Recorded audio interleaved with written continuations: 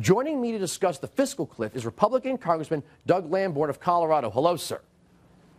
Hello, Andrew. How are you doing? We were just going through the Tytler cycle. Much like Frederick Bastiat and the law and other things like that, the knowledge of these things is pretty much relegated to the conservative movement. But how is it not true? If you look at our own American Revolution, what led to it, to where we are today, where more people are growing dependent on government, we are heading for fiscal collapse. Andrew, that's exactly right. We can't keep borrowing 40 cents of every dollar that we spend. And like Paul Ryan pointed out during the campaign, we will meet a crisis that will be of a time and a place not of our own choosing. And the U.S. is too big to bail out. Who can bail out the U.S.? It can't be done. Why aren't we talking about Paul Ryan for Speaker of the House at this point? I mean, he was on the ticket with Mitt Romney. He sounds like a pretty good representation of conservatism in the House. And the reason why I say that, I'm not trying to get you in trouble with the caucus, but John Boehner keeps talking about tax spending cuts. The president, the Democrats, Nancy Pelosi, Harry Reid, keep talking about a mandate to spend more. So where does Boehner think we're going to come out ahead with the cuts? Well, the House controls the purse strings. We've got that. However, we have to agree with the Senate on anything that goes to the president for a signature, including appropriations bills. And Andrew, I can predict right now, whatever happens in January, whatever happens in the lame duck session, Republicans in the House will get blamed for it. I'm telling you right now. Well, that we know. But if we spent, let's just say, a little bit less on the military, right?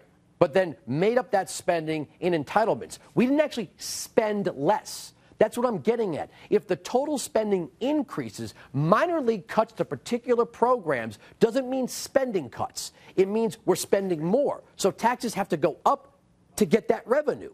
I just don't see where the Republicans can win here with this one.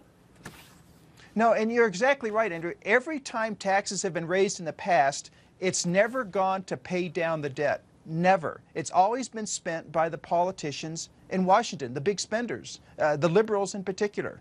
So raising taxes, as the president wants to do, whether it's on a 3-to-1 ratio or whatever it is, he'd love to just raise taxes, as a matter of fact. Dedicating that to deficit spending has never worked in the past. We have to talk about spending cuts. And unlike what people like Al Sharpton would like, we do have to look at the two-thirds of the budget, which is entitlements: Social Security, Medicare, and Medicaid. Let me ask you about your bill, the Budget Before Borrowing Act. Kind of makes sense to me. We should actually know what the government needs to spend before we go out and spend it or borrow it or print it. Well, it's a bill that I know could pass the House. It's aimed at the Senate, to be real honest, Andrew, and I know they'll never pass it, unfortunately. The reason, though, and it's to highlight how they have not had a budget for more than 3 years. More than 3 years, they have not even voted on a budget or passed a budget. So we're dealing with almost a $3.7 trillion enterprise with no budget.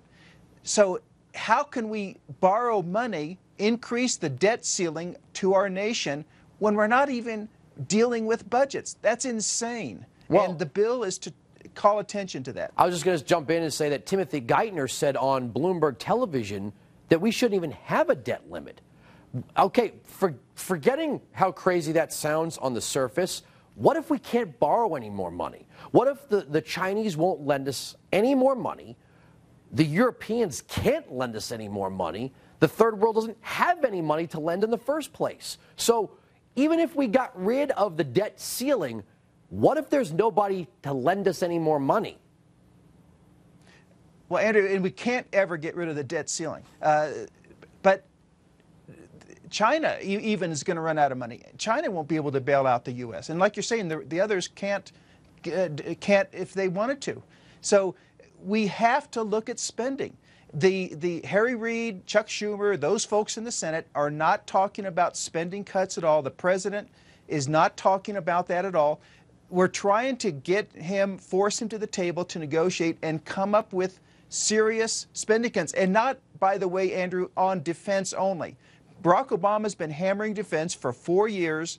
I think it's time to look at other parts of the country other than the first mandate of our government, which is to protect our country's defense.